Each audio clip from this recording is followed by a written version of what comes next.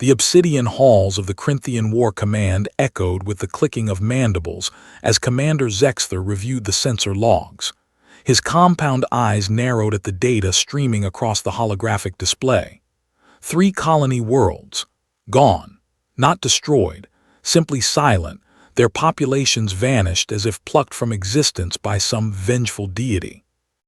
Impossible, Zexther hissed, his translator rendering the words in flat, emotionless standard. No species possesses such capability. Elsa watched from the shadows of the observation deck, her neural interface flickering with encrypted data streams. The young intelligence officer had spent 2 years embedded within Corinthian space, her genetic modifications allowing her to pass cursory scans. She'd learned their language, studied their military doctrine, and identified their fatal flaw, arrogance born from 10,000 years of galactic dominance. The Corinthians had dismissed humanity as primitives, barely worthy of notice when they'd first encountered Earth's exploration vessels 70 years ago. They'd laughed at human warnings to respect territorial boundaries, their 4-meter frames and plasma weaponry making them feel invincible. When humanity had drawn a line in space, coordinates transmitted in every known language, the Corinthians had crossed it deliberately, establishing mining operations on asteroids humanity had claimed. That was their first mistake. Davide stood in the cargo bay of the stealth ship Prometheus, checking the seals on his combat armor for the 4th time. The young Marine had volunteered for this mission knowing the odds, knowing that humanity's survival depended on warriors willing to venture into the dark. Around him, 47 other soldiers performed similar rituals, their faces hidden behind reflective visors. 5 minutes to insertion, the ship's AI announced, its voice modeled after Davide's deceased sister, a choice he'd made during psychological profiling that he now regretted. The ship existed in a state of technological impossibility, its hull wrapped in quantum metamaterial that bent sensor waves around it like water around stone.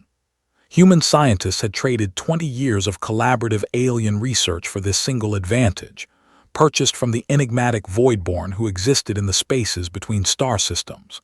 The price had been steep, knowledge humanity wasn't ready to possess, but desperation made philosophers of fools and gamblers of the wise. Elsa felt the vibration through the station's hull before the alarms began shrieking.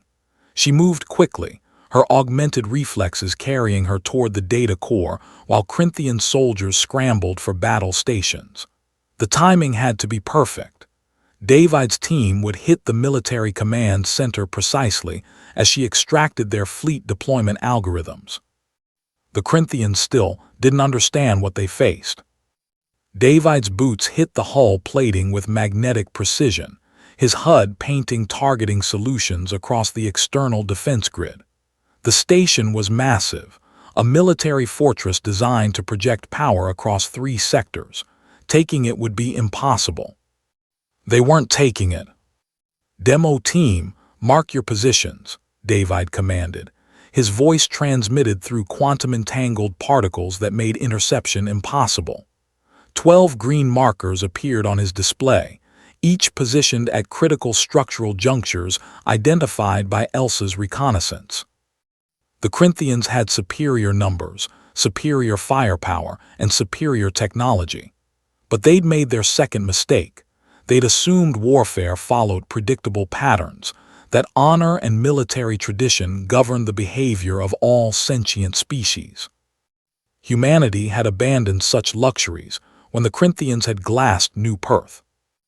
Elsa's fingers danced across the holographic interface, her neural implants processing data faster than any organic Corinthian mind. She found what she needed: deployment schedules, fleet positions, command hierarchies. Humanity had learned from the Blitz, from asymmetric warfare throughout history. Strike the enemy where they're absent, withdraw before they can respond, leave them chasing ghosts while their infrastructure crumbled. The Corinthians called it cowardice. Humans called it survival.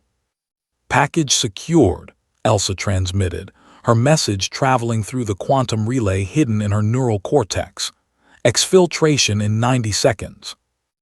David saw the timer appear on his HUD. 90 seconds to plant charges, withdraw to extraction point, and escape before the station's shields regenerated. His team moved like liquid shadow, their armor's adaptive camouflage rendering them nearly invisible even to Corinthian thermal sensors. 60 seconds. The first Corinthian patrol rounded the corner, plasma rifles raised. David's railgun spoke once. The projectile accelerated to hypersonic velocity in the weapon's electromagnetic coils. The alien's armored thorax exploded, its bodily fluids flash freezing in the station's cold internal atmosphere. 30 seconds. Elsa sprinted through the corridors, her path calculated by AI to avoid patrol routes. Behind her, the data core began its self-destruct sequence, a gift from humanity's cyber warfare division. The Corinthians would spend months trying to determine what she'd stolen, never realizing the real prize was the malware she'd left behind. 0. The charges detonated simultaneously, their shaped explosions precisely targeted at the station's structural weak points. The fortress didn't explode. That would have been wasteful. Instead, it simply stopped functioning, its power grid severed, its communications array drifting into space, its artificial gravity failing as thousands of Corinthian warriors floated helplessly in the dark. The Prometheus materialized from quantum stealth, just long enough to recover its operatives before vanishing again, leaving no trace beyond the crippled station and its confused defenders. Commander Zexther floated in zero gravity, his emergency suit's limited oxygen supply counting down. Around him, his command staff struggled to make sense of what happened. The humans had been here, had to have been, but sensors showed nothing, detected nothing, explained nothing. By the time he understood, by the time any Corinthian understood the new rules of engagement, humanity had already moved to the next target. 3 more military installations went dark that cycle, their populations unharmed but their capabilities neutralized. Elsa and David never met during the operation, never spoke except through encrypted channels. They were ghosts in a war fought by shadows, where victories were measured in enemy confusion rather than enemy casualties. The Corinthians had trespassed in human space, expecting to find primitives. They'd found something far more dangerous, a species that refused to fight fair, that adapted faster than any civilization in galactic history, that treated warfare not as ritual but as pragmatic necessity. By the time the Corinthian Empire realized humanity couldn't be defeated conventionally, the peace delegation was already en route to Earth, bearing terms of respectful coexistence. Humanity accepted, they always preferred peace. But they never forgot how to fight.